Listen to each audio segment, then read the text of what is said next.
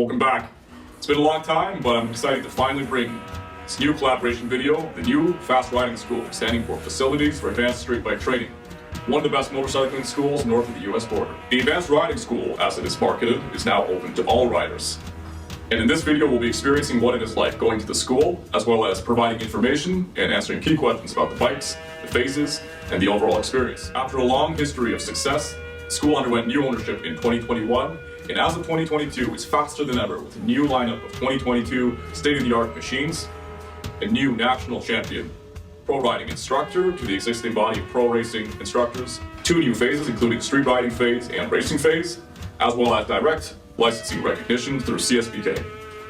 Now we have a lot of information covered in this video, feel free to skip forward, but don't blink too often since we'll be going fast. Ciao. And good morning from Shannonville. Alright guys, so we're at phase 2. The first thing you're gonna have to do is to basically situate yourself in a parking spot and come out to the riders meeting, or where those 2 flags are up there, and that's your registration station. Alright, looks like everybody's super busy. Was not expecting this, but it's all good. Let's go talk to Jean-Marie. The first thing that's done typically in the day when you come to F.A.S.T riding school is the motorcycle inspection. If you're using your motorcycle, you'll be like these guys right here, all pro and seasoned riders coming out. If you're bringing your bike, the inspection station is over there.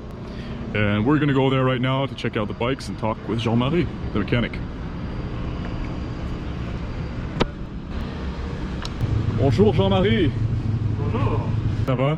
Ça va bien, merci. Parfait. Est-ce que vous pouvez vous présenter pour les gens? Alors oui, je suis donc le mécanicien de l'école F.A.S.T, c'est ma 14e saison.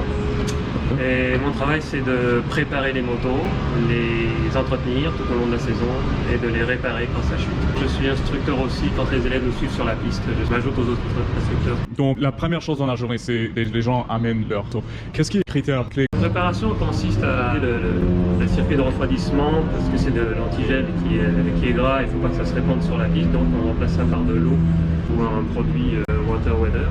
Il faut que les pneus soient en bon état, bien sûr, et je vérifie moi les mesures des plaquettes de frein, s'il n'y a pas une pièce qui soit mal fixée, la chaîne des fois qui est trop tendue ou trop détendue. Et j'installe des transpondeurs. Mais je sais qu'on a déjà parlé de ce transpondeur, mais à quoi sert ça? Déjà on fournit les temps aux clients à la fin de la journée quand ils sont contents de savoir quel est leur niveau. Regrouper les élèves selon leur vitesse pour l'avant-dernière session qui est une nouvelle session où les élèves suivent l'instructeur à nouveau. C'est ça, si on demande aux instructeurs d'évaluer la vitesse des clients, c'est moins juste, ils vont être capables, mais des fois on s'est retrouvé avec une panne de transpondeur et puis on s'apercevait que c'était pas aussi précis, donc on s'est retrouvé avec des groupes qui sont pas vraiment homogènes. Jean-Marie, on pourrait parler un peu des bécanes de l'école? On a 24 motos disponibles, c'est différent. Les 600 Super Sport de Yamaha, Suzuki, Kawasaki, donc R6, LX636, G6. C'est au choix des élèves. Les élèves réserves, ils choisissent la moto. Même entre les 600, il y a une différence entre chaque modèle. Et puis après, les 400, c'est plus léger, ça fait moins peur à une certaine clientèle parce qu'il y a moins de puissance moteur. Celle-ci 50 donc celle-ci, la seule différence, la principale différence, c'est que le guidon est droit. Et on est assis plus droit sur la moto, on est moins couché. Pour ceux qui roulent des motos cruiser, c'est plus adapté, on va dire. Et comment ça change le comportement? La moto est moins évoluée, hein. Si on regarde, on n'a pas de fourche inversée, les suspensions sont plus molles, les freins sont moins puissants aussi. C'est une moto moins efficace quand on veut commencer à rouler. Le cadre n'est pas rigide non plus. Présenter cette moto-là en comparaison avec celle-là. Qu'est-ce qui est différent? Ce qui est différent, c'est le cadre. On a un cadre périmétrique qu'on ne voit pas bien ici, mais un cadre périmétrique qui est en aluminium, l'autre est en acier. On a une fourche inversée. Évidemment, le moteur, c'est un 4 cylindres, donc c'est un bicylindre. Vous avez remarqué quelque chose de différent entre une marque et l'autre, Yamaha, Kawasaki? Au niveau des modèles super sport, les 3, donc Suzuki, Kawasaki, Yamaha, sont des motos quand même différentes. La position de conduite est différente. Le moteur se comporte différemment, les freins sont aussi différents. Ils ont toutes leurs particularités. Il y en a qui aiment certains modèles, puis pas d'autres, puis inversement. R6, c'est là-bas. C'est une moto qui est assez sensible à basse vitesse. Une position vraiment appuyée sur l'avant. On a l'impression d'être au-dessus de la moto plus que sur les autres. C'est plus petit, n'est-ce pas? Oh non, c'est tout ça pareil. pareil pour le frein arrière. Bon, à l'école, on n'enseigne pas le frein arrière, mais moi j'utilise beaucoup, puis je préfère celui du R6 des autres motos. Sont standards. Oui, je modifie rien. Donc pour ça. Ouais, on met des protections. Moi, je voulais en demander donc, est-ce que vous croyez c'est efficace pour ce genre de... Oui, c'est sûr que quand ça glisse sur la piste, ça protège beaucoup le reste de la moto. Dans les low side. Voilà, l'inconvénient c'est quand ça arrive dans la terre, ça accroche et la moto se retourne. Donc il y a des avantages et des inconvénients. Une dernière question, vous avez des conseils pour les gens qui choisissent de prendre leur propre moto? Si c'est une moto qui est déjà prête pour la piste, c'est mieux de prendre sa moto parce que c'est pas pire que si on fait des journées d'essai libre. Mais si c'est une moto qu'on utilise sur la route, c'est quand même déconseillé parce que j'en ai vu chuter avec leur moto de route, ils pleuraient un peu, hein, ça coûte cher. Bien sûr. Et voilà, puis si tu es venu avec ta moto et que tu peux plus repartir avec, t'embêter. Ça vaut la peine de louer une moto pour une journée. Et si ça shoot, donc vous avez de l'assurance de l'école. On peut acheter une assurance effectivement optionnelle. Voilà, sur le chute. En cas de chute, les frais ne dépasseront pas $349. C'est le déductible. Formidable. Il y a des motos, des chutes qui coûtent 4 000, le client paye 350. Voilà. Mais il y en a qui prennent pas l'avance, ils peuvent payer jusqu'à 2000, 2250 taxes incluses. Et c'est arrivé, quelqu'un qui prenait pas l'assurance. C'est cool ce soir. C'est les coûts au maximum. Wow, what a conversation with Jean-Marie. Lots of information for you guys. If I forgot anything, make sure to comment down if you have any questions about the bikes. I mean, there's not a whole lot that's different about them from a street bike. Let's go talk to Martin Hamel.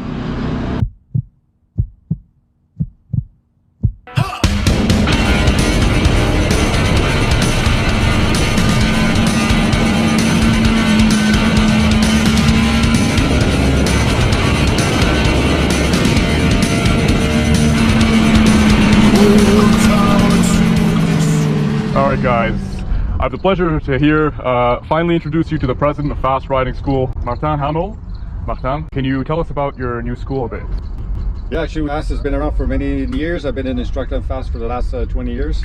And yesterday was phase one. Phase one is open to any rider, any type of rider, street riders or just beginners. And we go all the way up to track day riders and racers. So our focus is really to bring everybody's level step up, be more comfortable, and also feel more safety oriented when you go to the track, and also to show younger riders, older riders, that speed really is happening on a racetrack, not in the streets. Awesome. Well, thank you so much for doing this, Martin. I know I was with Michel Mercier when he was in charge of Fast Riding School, the previous one.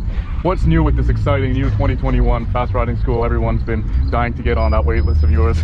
Yeah, we've been actually, I've been worked with Michel for 20 years at Fast. He's a mentor. He's an icon in Canadian Superbike, and I was happy to work with him. I purchased the school from him in the fall, and now this year we've never had any video at the school, and that's something that I really wanted to bring forward. Yeah, so now for phase one, it's too early to bring video, so we really just take notes and do feedback to each student. But when you get to phase 2, 3, and 4, then the step up is to bring video into the action. Each group will have their dedicated instructor, get some feedback, some notes, but also some video to see how they've improved, where they can improve. Picture videos are worth 1,000 words. For sure, absolutely. I can't imagine how valuable that feedback is, right? Spending all this money coming here, it means nothing if you don't improve and actually learn from the instructors, and there's such fantastic instructors here. So I'm just curious, what was your motivation for buying the school? Some people want to know. I've always been passionate about motorcycle, about especially racing. I actually came to the school in 1997, become a pro racer in 1999, raced for 3 years with Canadian Kawasaki, and I wanted to bring some people, bring some friends, and as an instructor, it's great to ride with new students, show them the way, how exciting the sport is, and to bring them to the next level, just bring the level of confidence a little higher, then they can apply to the track, but also to the street. So on that note, who would be like the ideal student for you to come here at Fast Riding School? Well, the only prerequisite of the school is that you don't have to have your M2 or M1 license. You just have to know how to shift a bike. So if you've done motocross in a day or four-wheeler, as long as you can shift, then we can bring you to a street bike, help you learn and improve throughout the day. Okay, that's good. Good to know. One of the people we're following wanted to ask this question. So curious. The objective of the school is to basically learn to follow the lines, get into sort of track riding.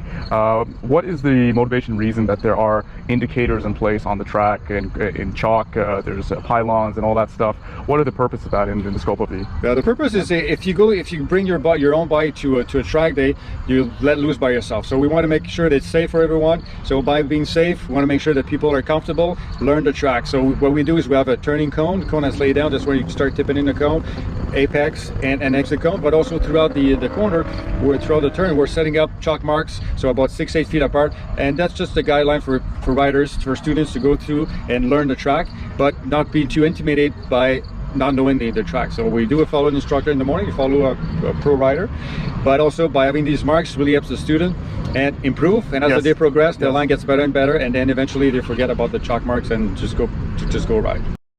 We already talked about the safety on the bikes, and we just briefly touched on the safety measures. Are there any other safety measures that the school is taking? It seems like safety is definitely a priority here. Yeah, safety absolutely is. I mean, we allow passing. Passing is about motorsport, about racing, cars or bikes. But here we want to do it in a safe way. We always do it inside of a rider and before the turning point. So when a bike in front of us starts to tip in, it's too late to come inside and get somebody to get spooked and goes off track. So we're really strict on that, and we only have 12 students at the same time on the track. So we don't want to, we've been selling out this summer, so it was good. We could probably add more students at the same time, but then it becomes too crowded and you don't get the same responsibility as far as being concerned with other riders around you. So 3 groups of 12, and that's been working good for us for the last 30 years or so. Knock on wood. Yeah, knock on wood. There's always a few incidents, but it's part of being on a racetrack. It is. That's part of the sport. Martin, I guess one last question I wanted to ask. So there's phase 1, 2, 3. There's here to have phase 4 coming back next year. Is that right? Absolutely. Phase 4 is still coming back, but years ago we also used to do a phase R, and we did a few VIP events with good customers just to get us set up. And this next year we're bringing that up again for phase R. Phase R is really for track day riders or racers, and we're going to do small groups, 2 groups of 8, lots of track times. We're going to do practice starts. We're going to do a mock race, deep braking exercise at the end of the back straight. We want people just to go through and just see how deep they can brake in the turn without making the turn, just to get comfortable, and then be ready to step it up to more track days or even go racing. So we're going to do that next year, couple events. Perfect. Thank you so much for your time, Martin. Thank you very much. Awesome. It's been great.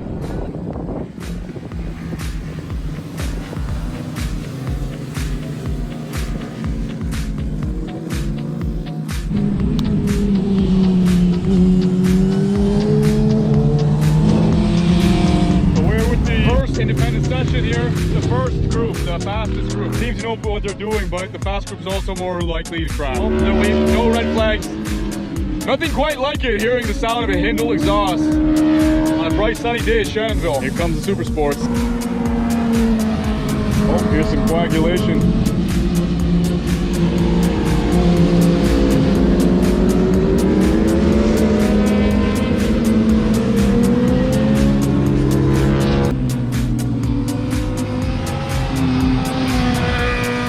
I really like it with the new Fast Riding School is that once the session stopped, red flag, Fast Riding School's policy is that they continue if there's still time.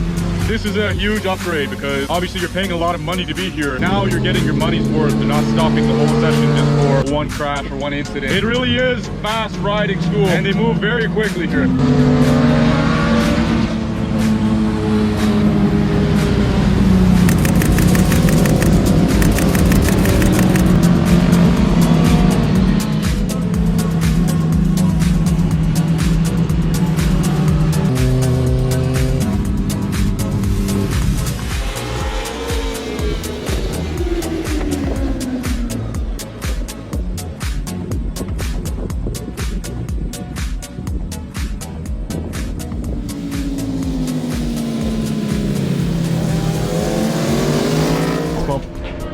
Travail avec.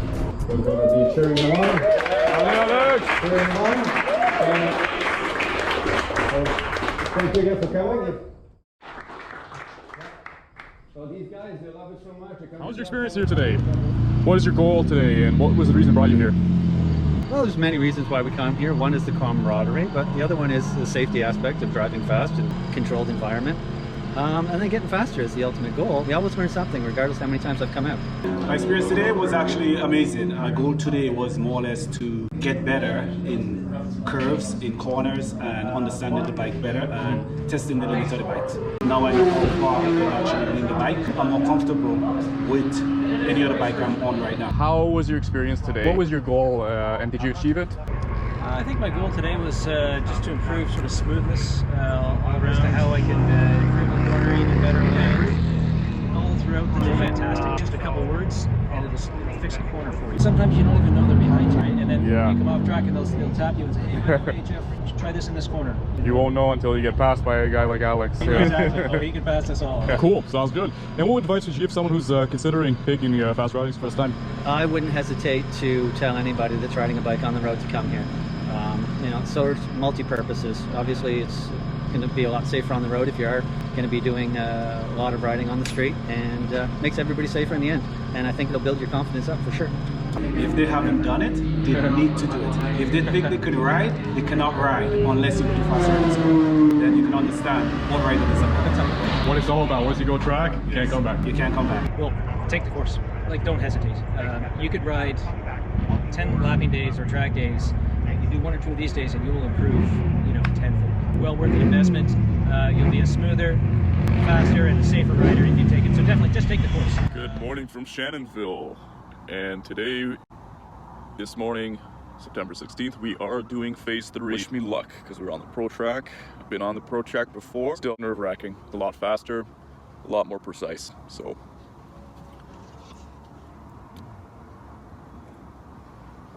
get the coffee in. I'm good to go. Game 7. Here we go. Again.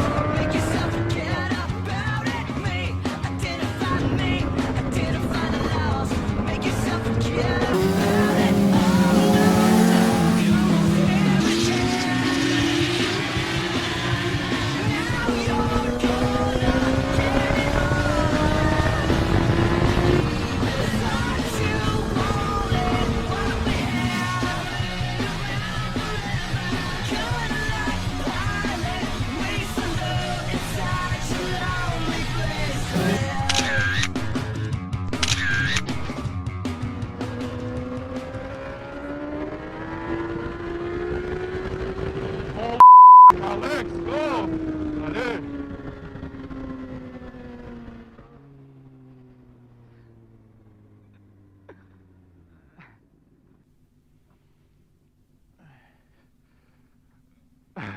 Holy shit, Alex! Alright guys, well thank you so much for tuning into this video. I hope it was helpful, I hope it was informative for you guys. I did phase 3, I'm still alive, survived, but quite honestly I'm disappointed by my performance. I was going a little bit on the slower side for me. I'm right now 4 for 2, 6 track days, 2 crashes, so maybe that's affected me a bit, but my goal is to get my pace up slowly and surely. You know, I guess maybe the filming stuff factored in, but my recommendation is if you're coming here for fast riding school, be focused just on your riding. Don't try to film a YouTube video because it's going to affect you. But apart from that, everyone has got to start somewhere, and if you're doing phase 1 for the first time, considering it, you're going to have a blast. That's the phase to do it. Phase 2, you'll have a lot of fun. It's more, you're focused more on building pace in phase 2. Phase 3 and 4, like you got to go fast. It's the pro track, it's the pro stuff, so be ready for that. I will do videos probably discussing the phases in more detail. Let me know what you guys think. Drop down likes, comments, please subscribe. It does help the channel out. And I'd like to extend my thank you with that. Ciao.